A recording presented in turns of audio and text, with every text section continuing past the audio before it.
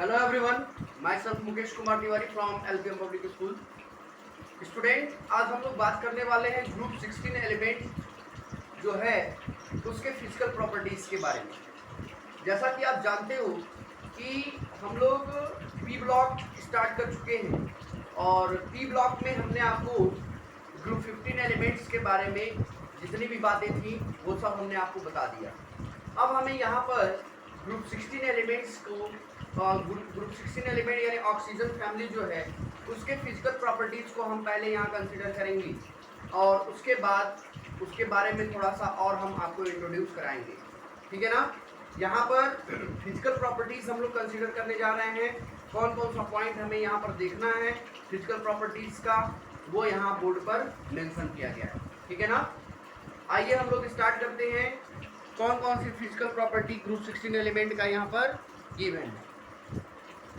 यहाँ लिखा हुआ है physical properties of group 16 element. Group 16 element का मतलब ऑक्सीजन फैमिली की बात हो रही है।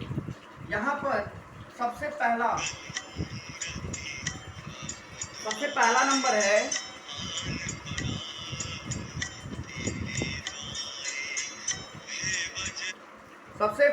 नंबर है यहाँ पर एलिमेंटल स्टेट। एलिमेंटल स्टेट का मतलब यहाँ पर ये है कि जो ऑक्सीजन फैमिली है इसमें जो एलिमेंट्स हैं उनके फिजिकल स्टेट क्या होंगे। तो यहाँ पर मैंने लिखा हुआ है एलिमेंटल स्टेट में या फिजिकल स्टेट जिसको कह सकते हैं कि oxygen exist as gas due to small size and ability to form pi bond. यानी यहाँ पर ये बताया जा रहा है कि जो ऑक्सीजन जो एलिमेंट है वो किस फॉर्म में एग्जिस्ट करता है, गैस के फॉर्म में एग्जिस्ट करता है। ठीक है ना। और क्यों ये गैस के फॉर्म में एग्जिस्ट करता है, क्योंकि इसकी साइज बहुत ही छोटी होती है और साइज छोटी होने की वजह से इसके अंदर एबिलिटी होती है क्या बनाने के लिए, पाई बॉन्ड बनाने के लिए। ठीक है ना। यानी यहाँ पर एक चीज आपको याद रखना है कि ऑक्सीजन जो है, ऑक्सीजन ये गैस के फॉर्म में एग्जिस्ट कर रहा है। ठीक है ना। ऑक्सीजन जो है ये गैस के फॉर्म में एग्जिस्ट करता है। और क्यों एग्जिस्ट करता है, क्योंकि ऑक्सीजन की जो साइज है वो छोटी है। तो साइज छोटा होने की वजह से ये पाई बॉन्ड बनाते हैं।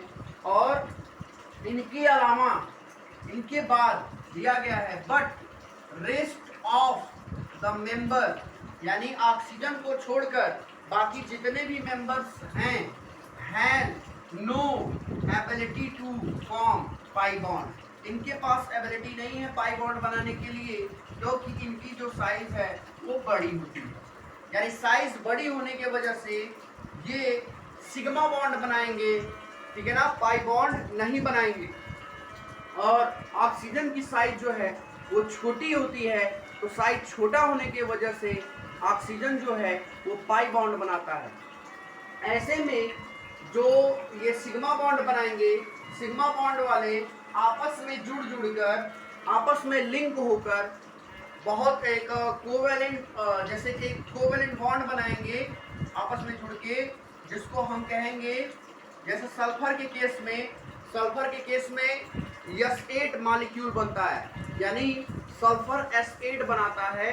क्यों, क्योंकि सल्फर की साइज बड़ी होती है और साइज बड़ी होने की वजह से वो सिंगल बॉन्ड के फॉर्मेशन में ज़्यादा इंटरेस्ट रखता है। और यही कारण है कि सल्फर जो है वो सॉलिड स्टेट में एग्जिस्ट करता है और ऑक्सीजन जो है वो गैस के फॉर्म में एग्जिस्ट करता है। यानी पहला जो फिजिकल प्रॉपर्टी आप यहाँ देख रहे हो, जो फर्स्ट फिजिकल प्रॉपर्टीज है, यहाँ से आपको 2 क्वेश्चन मिलेंगे। पहला क्वेश्चन क्या होगा, यहाँ पर ध्यान से आप देखिएगा। जो फर्स्ट क्वेश्चन होगा, मैं यहाँ नोट कर रहा हूँ, पहला नंबर क्वेश्चन है, हम आप यहाँ बता रहे हैं हम एक्सप्लेन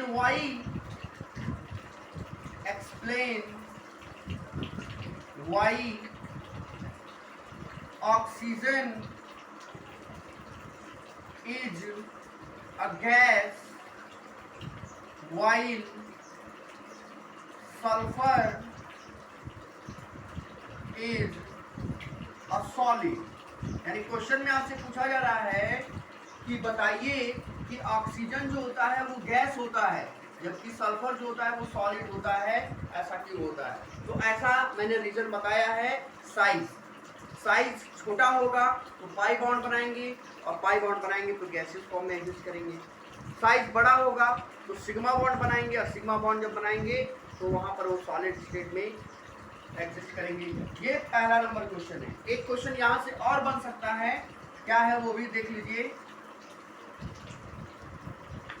क्वेश्चन नंबर सेकेंड है इसमें, गिव रीजन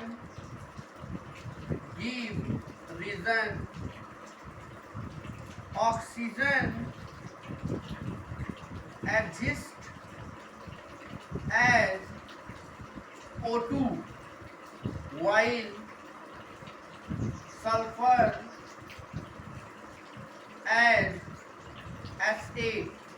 यानी क्वेश्चन में आपसे ये पूछा जा रहा है कि बताइए कि ऑक्सीजन जो होता है वो O2 के फॉर्म में एग्जिस्ट करता है लेकिन सल्फर जो है वो S8 के फॉर्म में एग्जिस्ट करता है, क्यों? तो रीजन आपको वही वाला बताना है जो मैंने पहले बात आपको बताया। क्लियर है इतनी बात? आइए, तो ये पहला पॉइंट हो गया फिजिकल प्रॉपर्टीज का। दूसरे पॉइंट पर आते हैं। दूसरा पॉइंट क्या कह रहा है? Atomic radii. एटॉमिक रेडियाई दूसरा नंबर है। तो एटॉमिक रेडियाई की अगर हम बात करें तो अगर ग्रुप 16 एलिमेंट्स के एटॉमिक रेडियाई को ग्रुप 15 वाले एलिमेंट के साथ कंपेयर किया जाए तो ग्रुप 16 की एटॉमिक रेडियाई जो होती है वो ग्रुप 15 के कंपैरिजन में छोटी होती है, यानी इनकी रेडियाई ग्रुप 15 वाले के कंपैरिजन में छोटी होती है।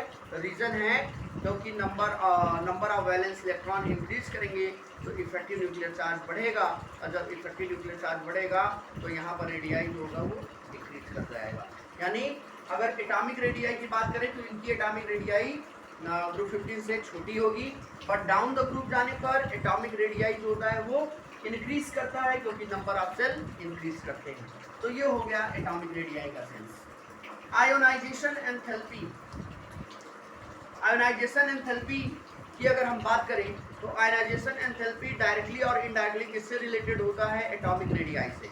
अगर एटॉमिक रेडियाई अगर छोटा है तो आयोनाइजेशन एंथैल्पी ज़्यादा होगा, एटॉमिक रेडियाई अगर बड़ा है तो आयोनाइजेशन एंथैल्पी कम होगा।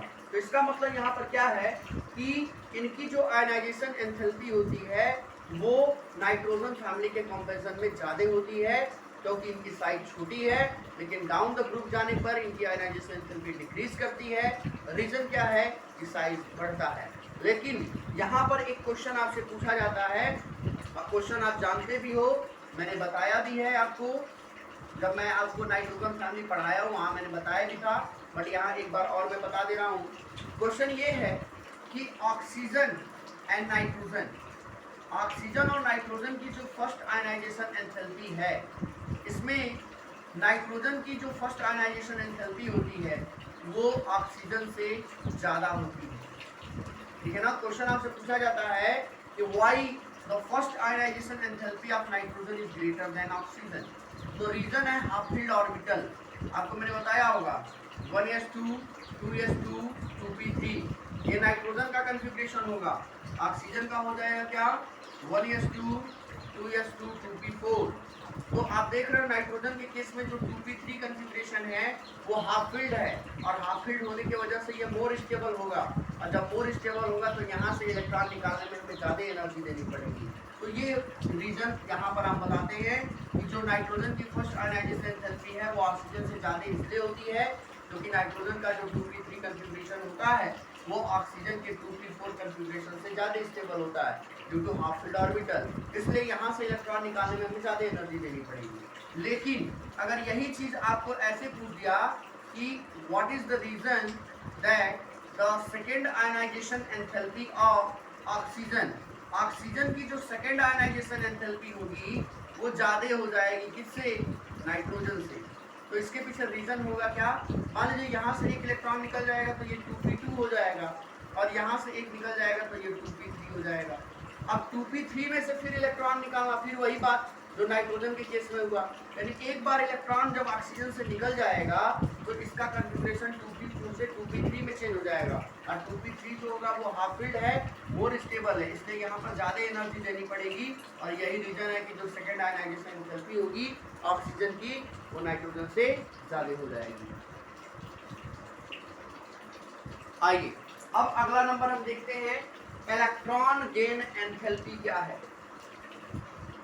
इलेक्ट्रॉन गेन एंथैल्पी में बताया गया है, इलेक्ट्रॉन गेन एंथैल्पी तो ये भी तो साइज पे ही डिपेंड करता है, साइज छोटा होगा तो इलेक्ट्रॉन गेन एंथैल्पी ज़्यादा होगा, डाउन द ग्रुप जाने पर इलेक्ट्रॉन गेन एंथैल्पी डिक्रीज करता है क्योंकि साइज इंक्रीज करता है। तो यहाँ पर वही बताया गया है। लेकिन अगर हम ऑक्सीजन फैमिली की बात करें तो ऑक्सीजन, सल्फर, सेलेनियम, टेलुरियम और पोलोनियम यही है।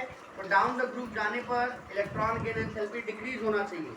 यानी ऑक्सीजन और सल्फर की अगर हम बात करें तो सल्फर की इलेक्ट्रॉन गेन एंथैल्पी ऑक्सीजन से कम होनी चाहिए। बट यहाँ पर एक क्वेश्चन बनाया गया है, क्वेश्चन में ये कहा जा रहा है कि sulphur has high electron gain enthalpy than oxygen. यानी सल्फर की जो इलेक्ट्रॉन गेन एंथैल्पी होती है वो ऑक्सीजन से ज़्यादा क्यों होती है, इस पर एक क्वेश्चन आपसे पूछा गया है। ठीक है ना, तो क्वेश्चन इसलिए पूछा गया है, आइए इसका आंसर हम देंगे। क्वेश्चन में ये है कि सल्फर की जो इलेक्ट्रॉन गेन एंथैल्पी है वो ऑक्सीजन से ज़्यादा क्यों है। तो मान लीजिए ऑक्सीजन का होता है 8, 2 and 6 होगा, सल्फर का होगा 16, इसका हो जाएगा 2, 8, 6 होगा। अब दोनों का हम जरा एक डायग्राम बनाते हैं। ये न्यूक्लियस है, न्यूक्लियस के बाद के सेल, के बाद एल सेल, ये हो गया हमारा ऑक्सीजन एटम, ये हो गया हमारा ऑक्सीजन एटम। ठीक है ना। अब ऐसे ही सल्फर का बना लेते हैं, न्यूक्लियस, के सेल, एल सेल और एम सेल, के सेल, एल सेल और एम सेल। यहाँ 2 इलेक्ट्रॉन है, यहाँ पर 8 इलेक्ट्रॉन होगा, 1, 2, 3, 4, 5, 6, 7, 8, यहाँ 8 इलेक्ट्रॉन हो गया। यहाँ पर 6 होगा, 1, 2, 3, 4, 5, 6। अब होता क्या है कि अगर इन दोनों में से इलेक्ट्रॉन को एंटर करना हो तो ये इलेक्ट्रॉन सल्फर में ज़्यादा इंटरेस्ट लेता है इंटर करने में इन कंपेरिजन टू ऑक्सीजन। तो रीजन आपको बताना है, इसीलिए इसकी इलेक्ट्रॉन गेन एंथैल्पी ज़्यादा है सल्फर की। तो रीजन क्या है, रीजन यहाँ पर ये है कि यहाँ पर साइज छोटा है, due to small size. Small size होने की वजह से ऑक्सीजन में जो इलेक्ट्रॉन डेंसिटी है, इलेक्ट्रॉन डेंसिटी ये बहुत ही ज़्यादा होती है, हाई इलेक्ट्रॉन डेंसिटी है। क्लियर है ना। और इलेक्ट्रॉन डेंसिटी हाई होने की वजह से यहाँ पर इलेक्ट्रॉनिक रिपल्सन भी होता है। यहाँ पर क्या होगा, इलेक्ट्रॉनिक रिपल्सन। इलेक्ट्रॉनिक रिपल्सन का मतलब इलेक्ट्रॉन और इलेक्ट्रॉन के बीच में रिपल्सन होना। ठीक है ना। यहाँ पर क्या है, साइज जो होगी वो बड़ी होगी, लार्जर साइज है। ठीक है ना। और यहाँ पर इलेक्ट्रॉन डेंसिटी कम है, इलेक्ट्रॉन डेंसिटी लो है इन कंपेरिजन टू ऑक्सीजन। ठीक है ना। जब इलेक्ट्रॉन डेंसिटी कम होगी तो यहाँ इलेक्ट्रॉनिक रिपल्सन भी कम होगा, और रिपल्सन इन सारे फैक्टर की वजह से, इन सारे फैक्टर की वजह से ऑक्सीजन में इलेक्ट्रॉन जाना पसंद नहीं करता है, ये जाता है सल्फर में। और यही कारण है कि सल्फर में जो इलेक्ट्रॉन गेन एंथैल्पी होती है वो ज़्यादा होती है। तो आई थिंक ये चीज़ आपको क्लियर हो गया होगा कि इसका क्या रीज़न होगा। ठीक है ना। आइए अब अगला पॉइंट हम देखते हैं। अगला पॉइंट दिया गया है, अगली प्रॉपर्टीज का पॉइंट है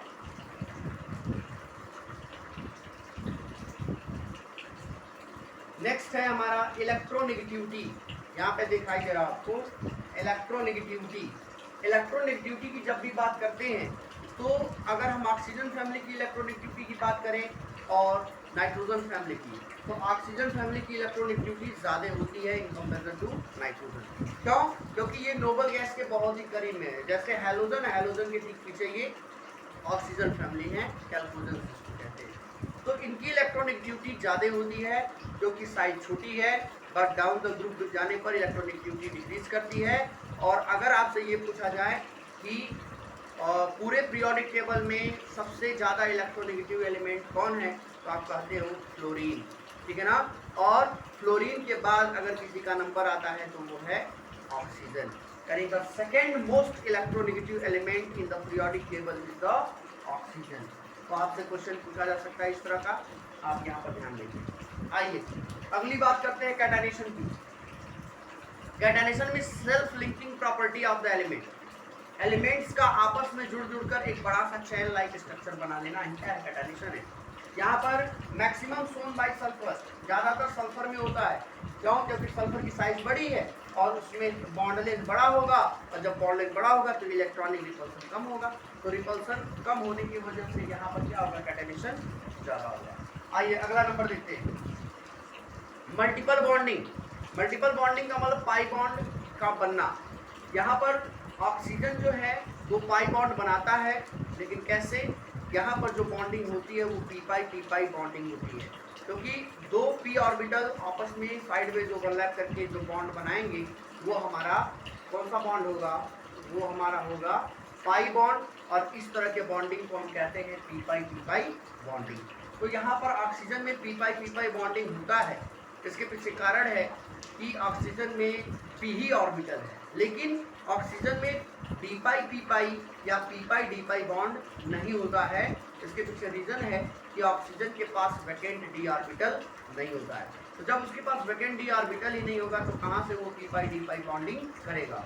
लेकिन ऑक्सीजन को छोड़ के बाकी जितने भी एलिमेंट्स हैं उनमें डी पाई या डी पाई बॉन्डिंग होता है, तो यहाँ पर ये बताया गया है। अगली बात कर लेते हैं ऑक्सीजन और सल्फर की, ये मेटालिक कैरेक्टर की या मेटालिक नेचर की बात कर लेते हैं। मेटालिक नेचर की जब हम बात करते हैं तो ऑक्सीजन, सल्फर, सिलीनियम, टेलुरियम और पोलोनियम में ऑक्सीजन और सल्फर नॉन मेटल्स हैं, सिलीनियम और टेलुरियम सेमी मेटल्स हैं, और जो लास्ट एलिमेंट है पोलोनियम वो हमारा मेटल होता है। यानी कहने का मतलब डाउन द ग्रुप जाने पर नॉन मेटेलिक कैरेक्टर डिक्रीज करता है और मेटेलिक कैरेक्टर इंक्रीज करता है। क्लियर? तो आई थिंक ये सारी चीज़ें आपको क्लियर हो गई होंगी। अब हम अगले टॉपिक की बात करेंगे।